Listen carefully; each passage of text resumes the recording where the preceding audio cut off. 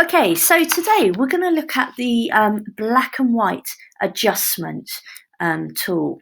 So here I've got my my image of Dungeness. So the first thing I would recommend you do when you've got a new image is firstly go into levels, okay, and then this is your histogram, and you just want to make sure that you plot these two arrows at the end. So this is the highlights.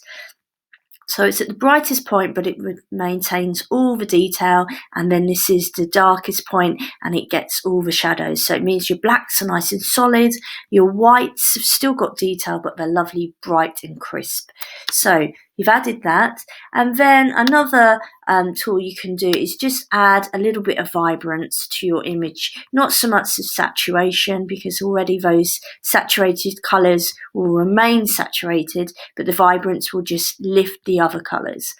So we've done that. So it's just giving it a little bit of a lift, if we look like so, just slightly.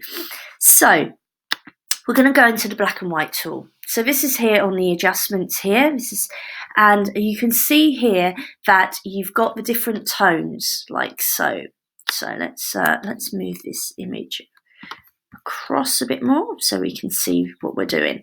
So firstly, so you've got your reds here. So you can see here, so the reds are the pebbles. This means you're making those areas darker. This means you're making them lighter. So we can make them a little bit darker to give it a bit more depth. And then the yellow areas, so again, that's some of these sort of highlights, and again on the pebbles as well. And you can just change that dial to where you would like it. Greens, it's not so much green in this image. Cyans, you can see here, so we're making that sky a lot lighter, or we can make it a lot darker, a lot more moody, like so. And then the blues as well, you can make it lighter or darker. So you can create a lot more mood and tension in your pictures, like so. You can also click there with the finger and then just run the cursor across like so. So let's go for a really kind of moody image. So we've got the Dungeness image there. The sky is noticeably a lot darker, but what you can also do is you can add a tint. Now here we've got this sort of sepia effect, which gives it this sort of oldie worldy look to your pictures. But you can just click on that tint, and then you can change the colour that you would like.